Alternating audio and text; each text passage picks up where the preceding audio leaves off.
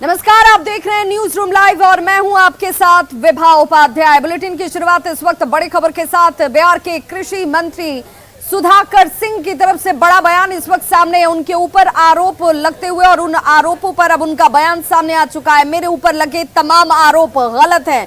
धान चोरी का आरोप उनके ऊपर जो लगाया गया है उसे सुधाकर सिंह ने सीधे तौर पर खारिज किया। बीजेपी पर साजिश का आरोप सुधाकर सिंह जो कृषि मंत्री हैं उनकी तरफ से लगाया जाता हुआ। बिहार सरकार के कानून मंत्री अपहरण के मामले में फंसे हैं, तो कृषि मंत्री जो है उन पर धान चोरी का मामला जो है वो दर्ज है। हमारे साथ मौजूद हैं सुधाकर सिंह, बात कर रहे थे। सुधाकर जी, कृषि मंत्री का शपथ आपने लिया, पदभार ग्रहण किया, आप ही के ऊपर चावल चोरी का आरोप है। हम कृषि मंत्री हैं ना, ये जिस बात को कह रहे हैं वो विभाग दूसरा है, वो खाद्य एवं आपूर्ति मंत्रालय इसको देखता है मामले को, या ये सहकारिता विभाग देखता है मामले आप को। चोरी का आरोप है ना चावल का? आरोप कौन लगाया है मेरे पर? सरकार।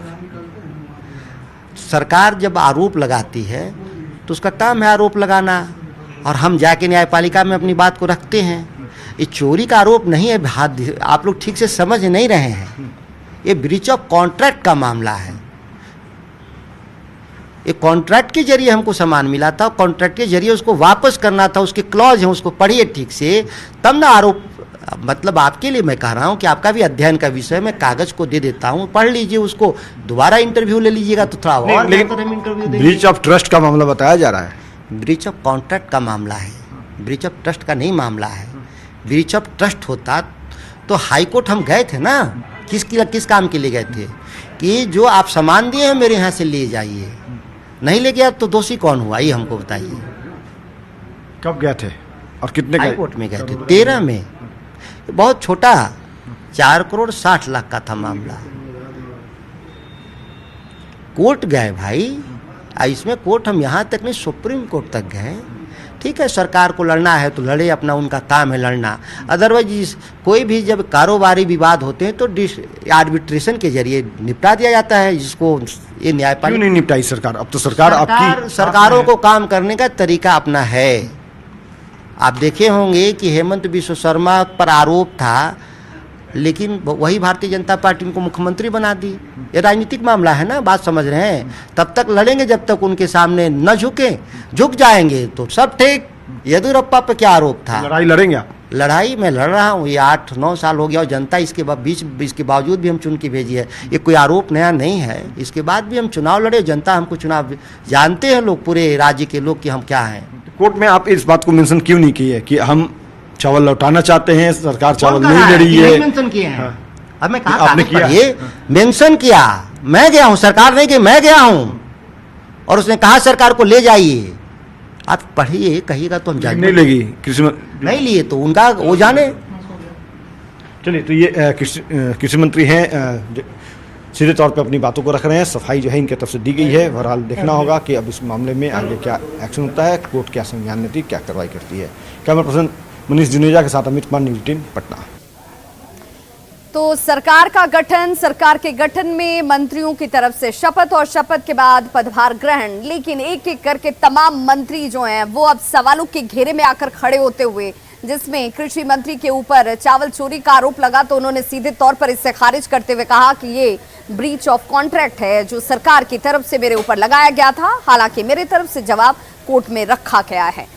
वहीं दूसरी तरफ शिक्षा मंत्री के बयान ने शिक्षकों को आग बबूला कर दिया है। बिहार में शिक्षा मंत्री का बयान सामने आता है, जिसके बाद शिक्षक संघ अब इस पर भड़का हुआ है, नाराज है, नाराजगी जाहिर कर रहा है, कह रहा है कि अब कार्य बहिष्कार किया जाएगा अगर शिक्षा मंत्री ने अपने बयान को वापस नहीं लिया। बयान वापस नहीं लेने के हालात में कार्य बहिष्कार की चेतावनी अब शिक्षकों की तरफ से दी गई है। आवास का घेराव किया जाएगा शिक्षा मंत्री का, और मंत्री की तरफ से जो बयान आया, जिस बयान ने शिक्षकों के अंदर आक्रोश भर दिया, वो बयान था आप आउटपुट दीजिए और उसके बाद मेरी कार्यशैली देखिए, मेरा कार्य देखिए और मैं क्या करूंगा इसका इंतजार कीजिए। इसी बयान के बाद शिक्षक नाराज हैं। अब उनकी तरफ से नाराजगी जाहिर की जाती हुई बयान वापस लेने की मांग शिक्षक संघ की तरफ से।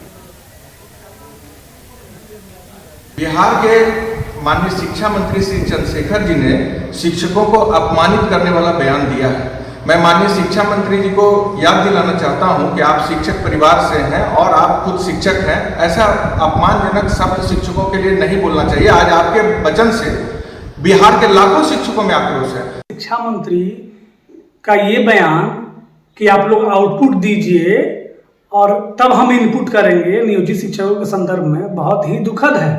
उनसे अनुरोध है कि वो नियोजित शिक्षकों के इतिहास को देख लें। ये सही है कि हम लोग महागठबंधन सरकार से काफ़ी उम्मीद लगाए बैठे हैं और हम लोगों ने सही इनपुट किया, तब जाके आउटपुट हुआ और आप सिंगल लार्जेस्ट पार्टी बनकर सत्ता में आए हुए हैं। लेकिन हमारे इतिहास को जान लें कि हम जो भी लिए हैं सरकारों से लड़के लिए हुए हैं। तो प्रोफेसर चंद्रशेखर, जिन्हें शिक्षा विभाग की एक महती और बड़ी जिम्मेदारी इस वक्त दी गई है नीतीश इस कैबिनेट में, और इस कैबिनेट के अंदर इस जिम्मेदारी को शुरू करने से पहले उनके बयान ने शिक्षकों के अंदर आक्रोश पैदा कर दिया। क्या वो बयान था जो चंद्रशेखर की तरफ से दिया गया? वो बयान भी सुन लीजिए। मेरी बात सुनिए। हमारे शिक्षक आउटपुट देंगे, हम हर स्तर तक उनको मदद करेंगे। हमारे पास आउटपुट आएगा, इस बात की जिम्मेवारी पूर्वक कोई गारंटी लेंगे तो हम शिक्षा नीति में जो आप सवाल को उठा रहे हैं उस पर भी काम करेंगे। हम आज भी बोले, मैं आज भी बोला हूँ, प्रदेश के नेतृत्व के लोग आए थे, हमने कहा कि आप कम से कम 1 महीना मेरा वर्क संचालित कर दो। ये ऐसा रोना नहीं, रेसोल्यूशन के लिए अभी हम लोग भी समीक्षा बैठक में किया है। हमने कहा कि भैया आप वर्क संचालित करा दो, प्रायोगिक परीक्षाएं लगा दो, जो ही टीचर है कम से कम पढ़ावे। तो शिक्षा मंत्री चंद्रशेखर का यही वो बयान है जिस बयान ने शिक्षकों को नाराज कर दिया है। शिक्षक संघ अब इसे लेकर नाराजगी जाहिर करते हुए संवाददाता रजनीश हमारे साथ इस वक्त फोन लाइन पर जुड़ गए हैं पटना से ज्यादा जानकारी के साथ। रजनीश, शिक्षा मंत्री ने तो साफ कर दिया कि आउटपुट दीजिए, उसके बाद विचार किया जाएगा कि आप जो मांग रहे हैं वो उचित है, अनुचित है, आप उसके लायक हैं या नहीं है। शिक्षकों की नाराजगी कितनी नजर आ रही है? शिक्षक क्या अब तैयारी कर रहे हैं? बिल्कुल, देखिए विवाह, जब नई सरकार का गठन हुआ तो सभी को उम्मीदें थी कि नई सरकार के गठन के बाद शिक्षा मंत्री जब प्रेस कॉन्फ्रेंस करेंगे तो कुछ न कुछ नई सौगात देंगे। लेकिन जैसे ही पीसी स्टार्ट हुआ, शिक्षा मंत्री ने कह दिया कि जब तक आउटपुट नहीं मिलेगा तब तक हम लोग नई शिक्षा नीति में समान काम के बदले समान वेतन की मांग पर विचार नहीं करेंगे। यानी उन्होंने एक तरह से टास्क दे दिया है कि आप 1 महीने तक जो है क्लास करके दिखाइए, उसके बाद अगर आप मापदंड पर खरा उतरते हैं तब हम विचार करेंगे। इसके बाद शिक्षक संघ जो है आक्रोशित है और साफ तौर से सभी शिक्षक संघों ने अल्टीमेटम दे दिया है कि शिक्षकों का ये अपमान है कि वर्षों से हम लोग पढ़ा रहे हैं, लेकिन शिक्षा मंत्री ने तोहफा देने की बजाय जो है सीधा कह दिया कि आउटपुट नहीं दे रहे हैं। यानी उनकी कार्यशैली पर सवाल उठ गया है। ऐसे में अल्टीमेटम दिया गया है, अगर बयान वापस नहीं लेते हैं तो हम लोग राज्य स्तरीय आंदोलन करेंगे। सवाल तो यही उठता है ना कि अगर आउटपुट की जांच की जाएगी, आप स्कूल पहुंचिए, वहां पर बच्चों को पढ़ाइए, पढ़ा रहे हैं तो कैसा पढ़ा रहे हैं, तो ये इसे सुनिश्चित कौन करेगा, इसे देखेगा कौन? और अब तक जो चीजें चल रही थी बिहार में, शिक्षा की जो स्थिति है वो 1-2 साल में तो हुई नहीं है। बिल्कुल विवाह, आपने सही कहा कि इससे पहले भी सीएम नीतीश कुमार ही थे और उन्हीं के रीजन में ये जो शिक्षक नियोजन प्रक्रिया है वो शुरू हुई थी और शिक्षकों की बहाली हुई थी। कुल मिलाकर शिक्षा मंत्री ने सीएम नीतीश कुमार की जो बहाली प्रक्रिया है उस पर भी एक तरह सवाल उठा दिया और उन्होंने शिक्षा के मॉडल पर भी सवाल उठाया है। कहा है कि बेकार मॉडल है बिहार में शिक्षा व्यवस्था की और इस मॉडल को हम चेंज करेंगे, हम केजरीवाल मॉडल जो है उसको भी हम अध्ययन करेंगे, उसके बाद हम बिहार में ये करेंगे। कुल मिलाकर आगे की रणनीति क्या होगी? शिक्षकों ने साफ अल्टीमेटम दिया है कि अगर शिक्षा मंत्री बयान वापस नहीं लेते हैं तो हम लोग घेराव करेंगे इनका और कुल मिलाकर राज्य स्तरीय जो है कार्य बहिष्कार हम लोग करेंगे। ये एक बड़ी चुनौती होगी सरकार के लिए। बहुत बहुत शुक्रिया रजनीश इस तमाम जानकारी के लिए आपका। तो शिक्षकों ने मन बना लिया है कि शिक्षा मंत्री जो कह रहे हैं सीधे तौर पर कार्यशैली पर सवाल उठाया जाता हुआ, उनकी दक्षता पर और क्षमता पर सवाल उठाया जा रहा है जो स्वीकार्य नहीं है। अब खबर वो जो सीधे तौर पर कानून व्यवस्था को सवालों के घेरे में लाकर खड़ा कर देती है।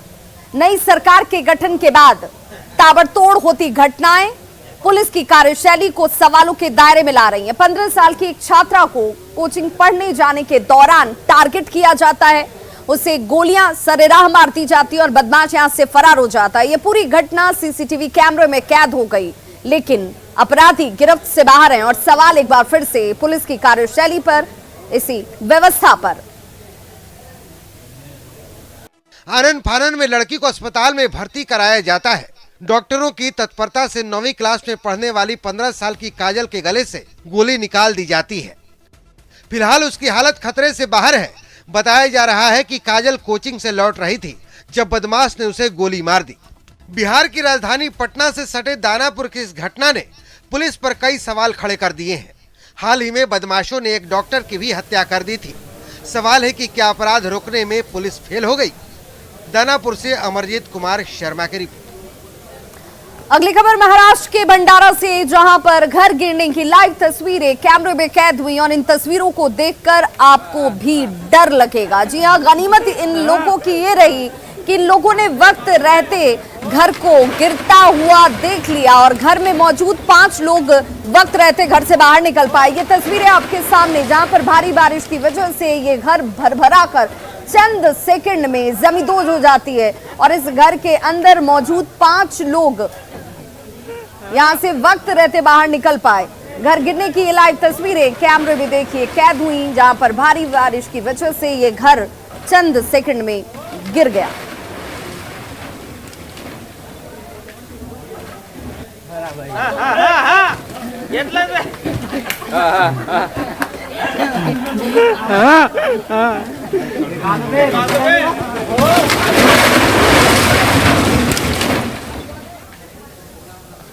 गोपालगंज के एसबीआई सीएसपी से अपराधियों ने दिन दहाड़े लूट की घटना को अंजाम दिया। लूट की घटना की सीसीटीवी तस्वीरें सामने हैं, लेकिन अपराधी गिरफ्त से बाहर हैं।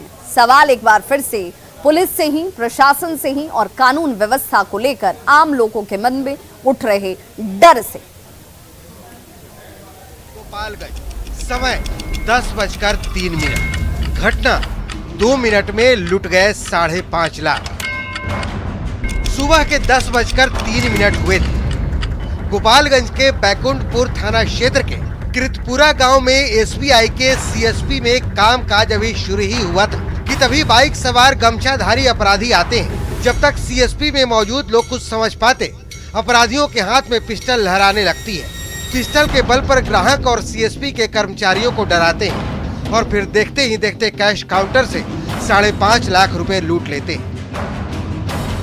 सीसीटीवी लगा के वो भी लगा है, तब ऐसा क्यों हुआ? इसमें प्रशासन को एक्शन लेना चाहिए। प्रशासन कुछ नहीं कर रही है, क्यों अपना आता है देखकर चला जाता है। वीडियो में देखिए, एक अपराधी पहले ग्रिल के बाहर से पिस्टल दिखाता है, दूसरा अपराधी हथियार के बल पर कैश काउंटर का दरवाजा खुलवाता है और फिर 3 अपराधी मिलकर मात्र 2 मिनट के अंदर कैश काउंटर का सारा पैसा गमछा में बटोर कर चलते बनते हैं।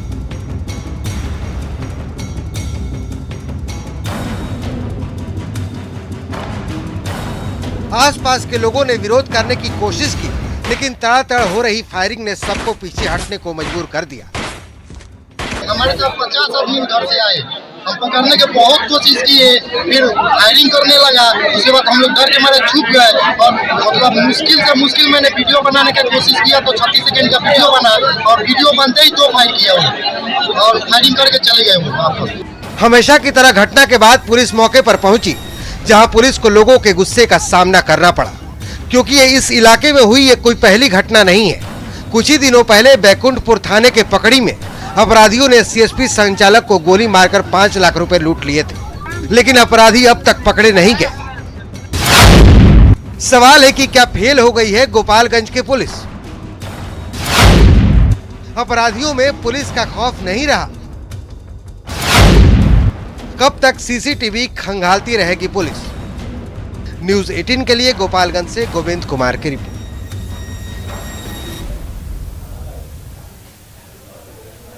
में उत्पाद विभाग की टीम को बड़ी कामयाबी हाथ लगी, जिसमें उत्पाद विभाग की टीम ने एक एम्बुलेंस के अंदर से शराब की बरामदगी की है। बताया जा रहा है कि विदेशी ये शराब हरियाणा निर्मित है, जो यूपी से पूर्वी चंपारण तक लाई जा रही थी। इस दौरान एक शराब तस्कर को भी गिरफ्तार किया गया, जिससे इस वक्त पूछताछ जारी है। कुचायकोट थाना क्षेत्र के बघूच रोड में वाहन जांच के दौरान उत्पाद विभाग की टीम को यह बड़ी सफलता हाथ लगी। एम्बुलेंस से शराब तस्करी का यह खुलासा किया गया है और जायजा लिया न्यूज़ 18 संवाददाता कुमार गोविंद ने।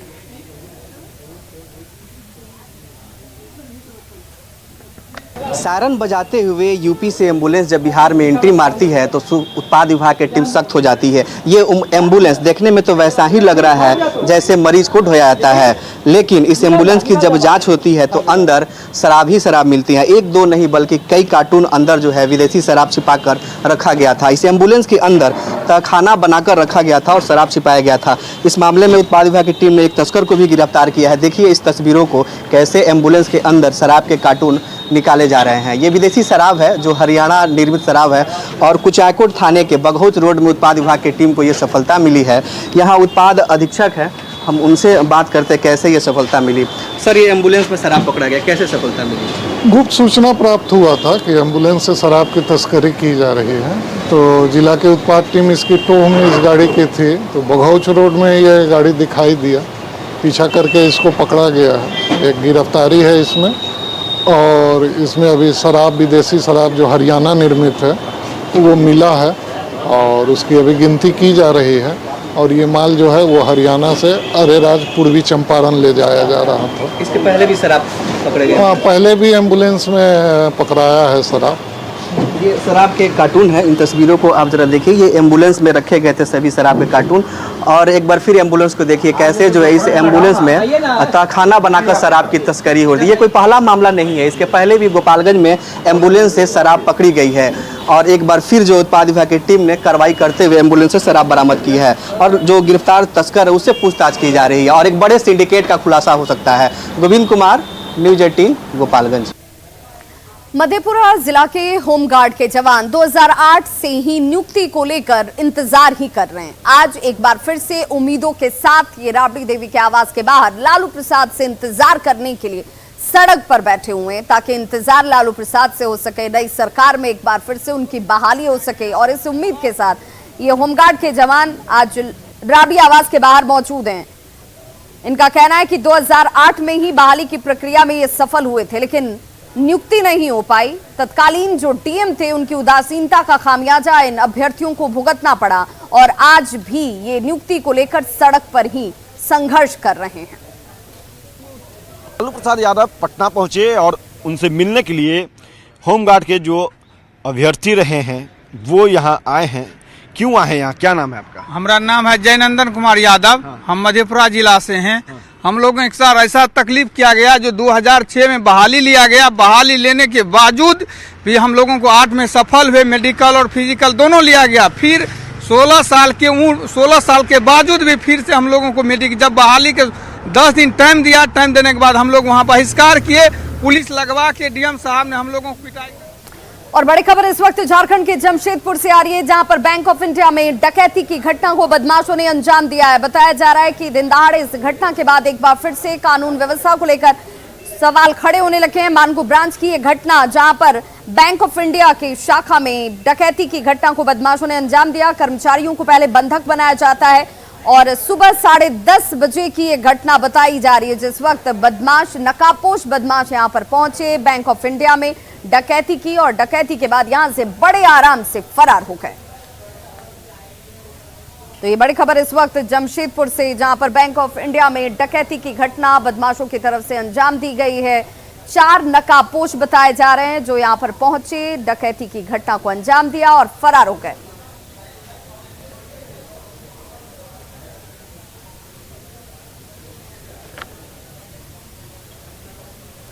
तो बैंक ऑफ इंडिया में डकैती की घटना ने एक बार फिर से आम लोगों को डरा दिया है। हमारे सहयोगी प्रभंजन इस वक्त हमारे साथ फोन लाइन पर जुड़ गए हैं ज्यादा जानकारी के साथ। प्रभंजन, इस वक्त इन अपराधियों की गिरफ्तारी के लिए क्या कार्रवाई हो रही है?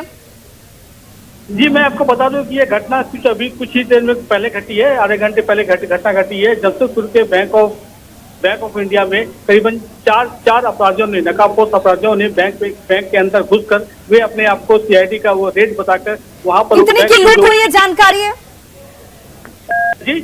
कितनी की लूट हुई है जी? अभी वो कुछ बता नहीं पा रहे, क्योंकि अभी वहाँ पर एसएसपी प्रभात कुमार पहुंचे हुए हैं। बैंक कर्मी जो है कितने की लूट हुई है वो इस पर अभी वो कुछ नहीं बता रहे हैं, उसकी जांच चल रही है। चलिए, बहुत बहुत शुक्रिया प्रबंधन इस तमाम जानकारी के लिए। तो खबरों का सिलसिला लगातार जारी, आप बने रहिए न्यूज़ 18 बिहार झारखंड के साथ।